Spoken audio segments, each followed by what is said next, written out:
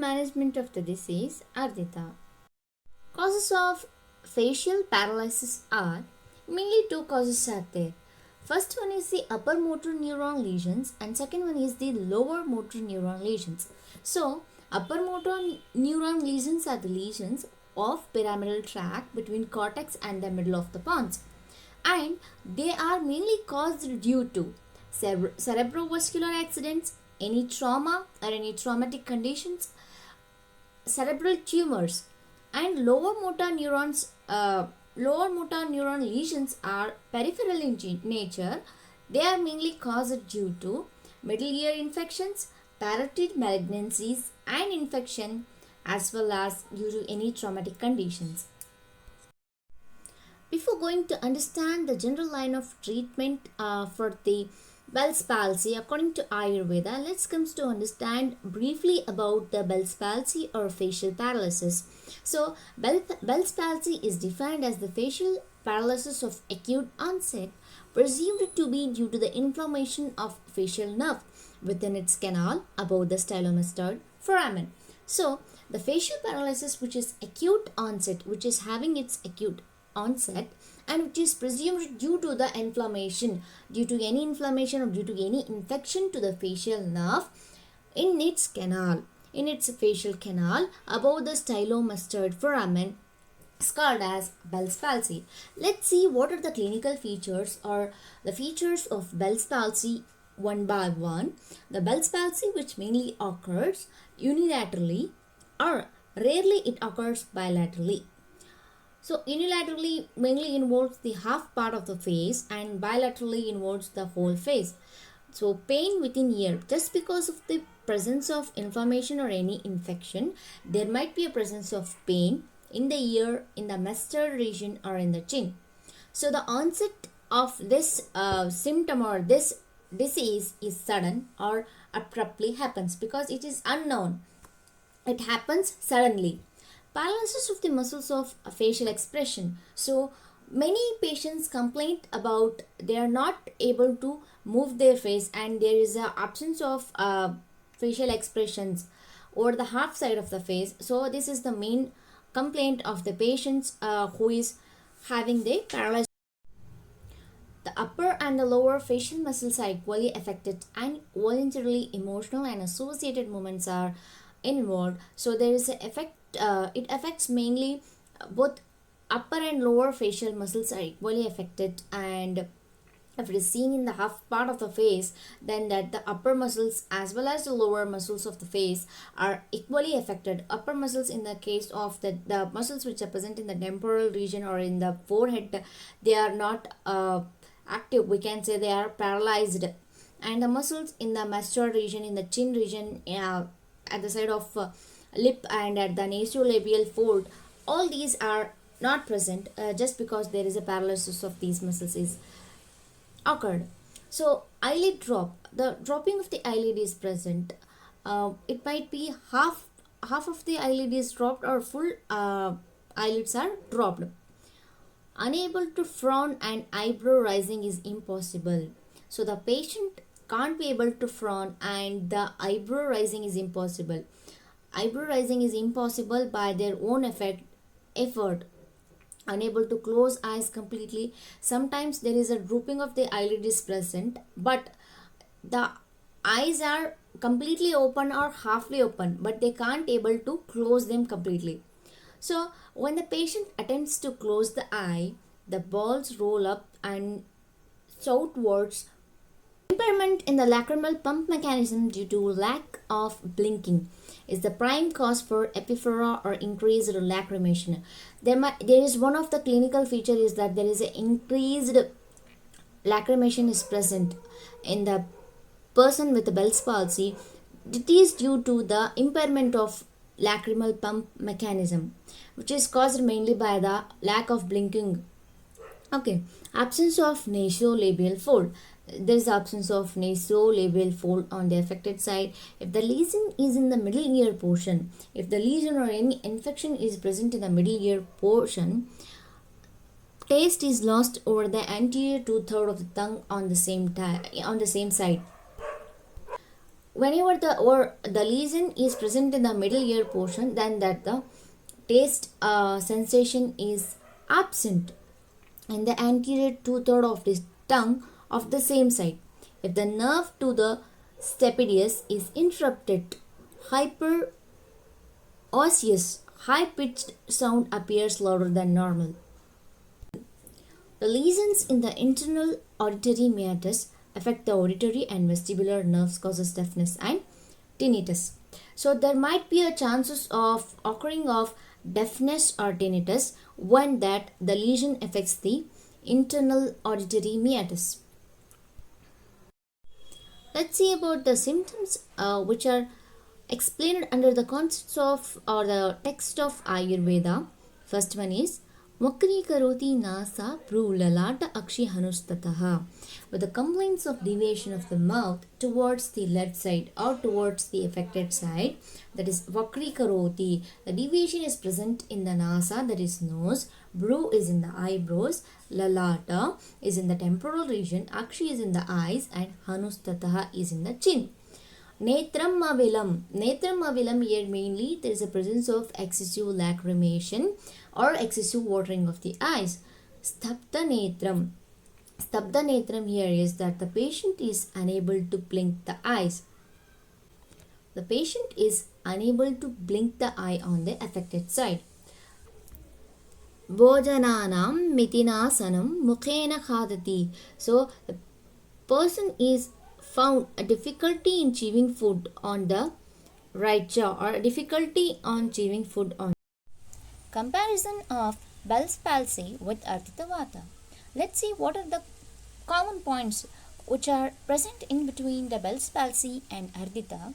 So, in case of Bell's palsy, there is a deviation of mouth towards the affected side, that is towards the left side or right side. Here, left side is the affected side. Okay. Vakri bhavati vaktrardam vakri karoti nasa pru lalata akshi hanustataha. So here in the context of Ardhita, they have explained that there is a deviation of mouth is present towards the affected side, as well as there is a deviation of nose, eyebrow, as well as the temporal region, eyes, and the chin is deviated. Next is Netram avilam. Netram avilam, there is an excessive watering of the eyes or excessive lacrimation is present in the affected eye. Stabdam netram ekasya aksho nimilam. So the patient with the affected side unable to blink the eye or unable to close the eye, there is a stiffness is present in that area of the eye. Samutshipteti atitvaritaha. So there is a sudden deviation or sudden onset of deviation of mouth and weakness is present. Samukshipteti. Here the onset of this symptom or onset of this disease is sudden onset. Atitvaritadaha. So sudden onset of deviation of mouth is present. Vaksanga. There is a presence of slurred speech. So the specific line of treatment which is explained in the context of Ardhita Vata is that Vaisheshikaischa Mastishkya Shirovasti Nasya Dhuma Upanaha Sneha Nadi Svedadibihi. So mainly specifically we are going to treat the patient of Ardhita with the help of the treatment which are explained by Sushruta is that Shirovasti, Nasya, Dhumapana, Upanaha, Snehana, and Nadisveda. Along with the treatment of this, Sushruta explained that the method of preparation of Kshira Taila, which is specifically used in case of Ardhita, the patient of Ardhita, we are going to use this Kshira Taila by using Truna Panchamula, by using Mahapanchamula, by using Kakolyadi as well as Vidarikandadi and Audakadi Gana is also there, by using that, as well as Anupamamsa. By using all these ingredients along with the Kshira, so the method of administration of this Kshira Taila is that Etat Kshira Tailam Marditam Maturanam Pana Abhyangadishu Upayojayam. So we are going to use this in the form of Pana as well as in the form of Abhyangata. So Kshira Sarpi can also be prepared. Ideally we are prepared previously we have prepared the Kshira Taila. Now we are going to prepare the Kshira Sarpi without Taila. They are explained as Taila Hinum va Kshira Sarpir Akshi Tarpanam iti. So we are going to prepare Kshira Sarpi. Kshira Sarpi can be prepared. In the presence of Taila, we can add here the Sarpi. The method of preparation is same as that of the Kshira Taila, but the Taila is absent here. About this specific treatment, first of all, the patient is advised to give the Kshirobasti, and going for the line of treatment, before going for the Shirobasti, one should administer the Sarvanga Abhyanga as well as Mukha Abhyanga by using the Vatara Tailas like Bala Taila as well as any other Tailas like Mahasha Taila. We can use to do the Sarvanga Abhyanga as well as Mukha Abhyanga. Specifically, Mukha Abhyanga is very important here. And then further proceed with the Shirobasti as and also Nasya. The probable mode of action of Nasya is that when the medicated oil is administered through the nostrils, the dravya or the medicine which reaches the Shrungataka Marma, from where it spreads to the various srotases and elevates the vitiated dosha. Here mainly in case of Ardita, both Vata and Kapha is vitiated. So with the help of Nasya, it subsides Vata and Kapha both. The dravya or the medicine which is used here, it subsides both Vata and Kapha. So Nasya also provides the nourishment to the nervous system, and also it helps in the strengthening of the nerves which are present in the brain. So the specifically Shirobasti, Nasya, Dhumapana, Upanaha Sveda as well as Snehana and Nadi Sveda can be administered, and mainly Kshirabala Taila is Useda for Pana and Abhyangartha, and in case of Akshi Tarpana we are going to use the. So the line of treatment of Ardita according to Charaka is that Ardite Navanam Murdini Tailam Tarpanam Evacha Nadi Sveda Upanahascha Atya Anupa Pishitair Hitaha. So the line of treatment Navananasya and Shirobhyanga and also Akshitarpana is best, and Nadi Sveda is also considered to be best. And Upanaha Sveda by using the Anupa Mamsa or Anupa Pishita Mamsa is used for the Upanaha Sveda. Tarpanam miti navanam visheshenam. So Tarpana here we can consider here that the Akshitarpana in case of the any deformity or any abnormalities which are present in the eye, we can give the Akshitarpana here. And also Kim va Tarpanam Santarpanam eva va. So we can give the food or we can administer the diet to the patient which is in the form which is Santarpanottara Ahara.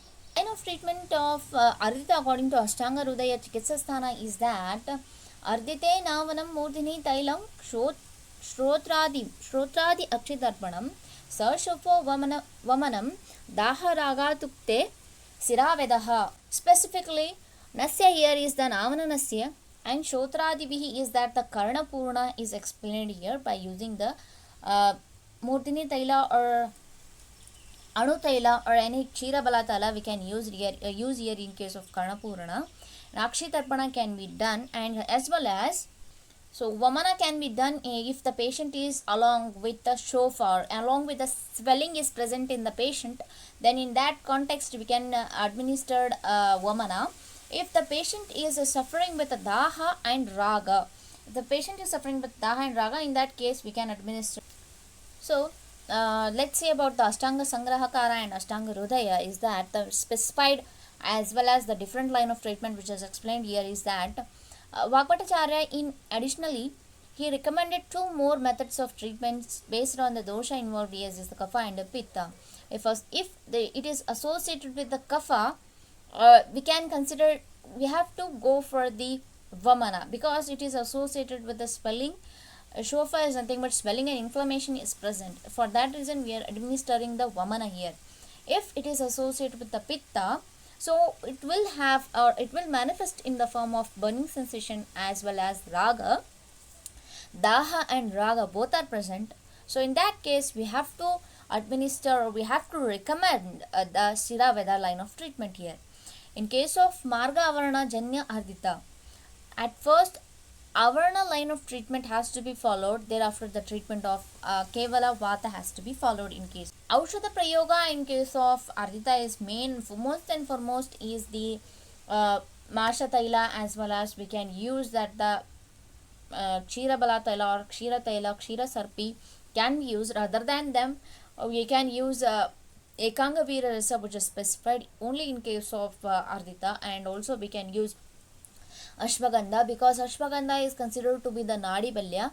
So you can use Ashwagandha, as well as we can use the Guduchi also. Guduchi it is having its anti-inflammatory properties, and it fights against the many infections, as we have seen that the most cause for this ardita is that the infectious conditions, which is seen mainly in case of the ear, which is in the mandibular region, or which is traveling in the facial nerve canal. For that reason, we can administer the guduchi, as well as in case of if we want to give strength to the nerves, if we want to give strengthening to the nerves, we can administer the patient with the bala taila or ashwagandha bala taila, the combination of both ashwagandha as well as bala, and also masha taila. Mashatala is very important here is because it is having both the vata and kafara properties, and also it does strengthening to the nerves. So we can also administer that, and also vata vidvamsa rasa can also be given to subside the vata. So these are the some of the medicines